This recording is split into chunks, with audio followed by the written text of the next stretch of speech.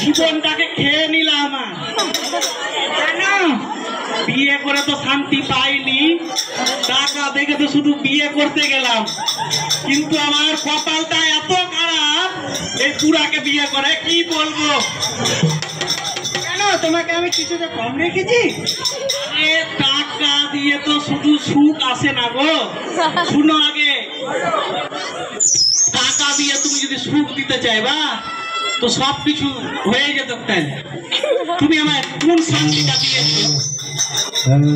কোন রকমই তো শান্তি দাওনি, দিতেই পারছো না। তুমি একটুতেই সোজা গোপাল হয়ে দাঁড়িয়েছো লোকের সামনে, ওরকম সোজা গোপাল নিয়ে আমি সংসার করতে পারবো না। তো কি বলছো বলো? কি বলবো, তোমাকে বুঝিয়ে দিতে হবে। বাড়ি তো এত সুন্দর দিয়েছি। আরে বাড়ি ঘর দিয়েছে ঠিক, এটা মেনে নিলাম, বাড়ি দিল, বিদেশ খেতে এসে বাড়ি দিল, ভালো কথা। আরে বাড়ি যে দিল, বাড়ি ঘর এমন লেবার মিস্ত্রিকে দিয়ে দিয়েছে,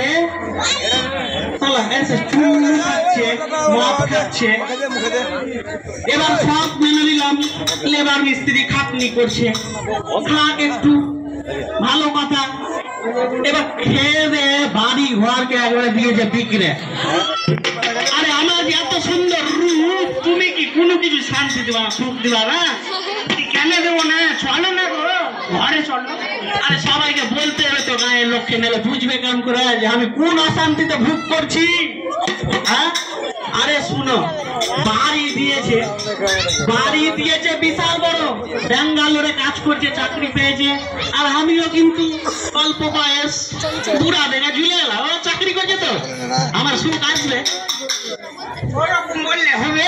চলো তুমি বাড়িটা, দাঁড়াও দাঁড়াও, আগে লোককে বুঝাতে দাও না গো।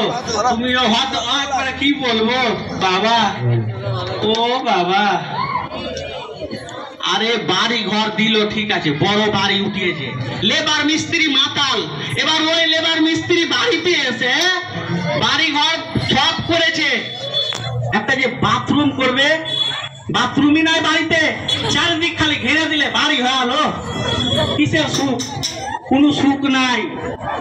এবার হ্যাঁ, তাইলে তুমি ঠিকই কথা বলে, বাথরুমে তুমি লাগবে তো বাথরুমে বলো। আরে আমার বয়সটা অল্প গো, তোমরাও সবাই বুঝো, অল্প বয়সে একটু স্নান টান করবো, একটু ঠান্ডাতে দাঁড়াবো, বুঝেছি। আরে একটু সাবান টাবান মাখবো তো লোকজন তো দেখবে, কোথায় স্নান করবো আমি? চলো বাথরুমটা তোমার দিয়ে দেবো, ফের আমি কাজে যেতে হবে। কাজে যেতে হবে ঠিক আছে, লোককে জানানো দরকার, নাহলে আমি কিন্তু লেবারের হাত থেকে ভেঙে যাবো। না না, ওরকম করলে হয়। আরে চাকরি করছো তো কি হয়েছে? সুখ শান্তি নাই তো আমার জীবনে। চাকরি করছো, কোনো সুখ শান্তি দিচ্ছ না। সুখ শান্তি না দিই। আরে সব জায়গাতে সোজা গোপাল, যাই যেটা বললো শুনে এলো ব্যাস, আর আমার কথা শুনে না। আমি কেমন করে ওর সঙ্গে থাকবো? চলো তাহলে লেবার মিস্ত্রিটাকে এখন ঠিক করতে হবে।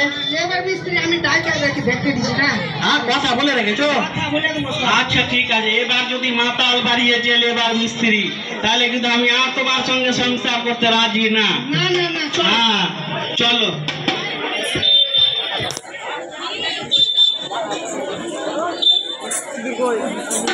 হয়ে গেছে।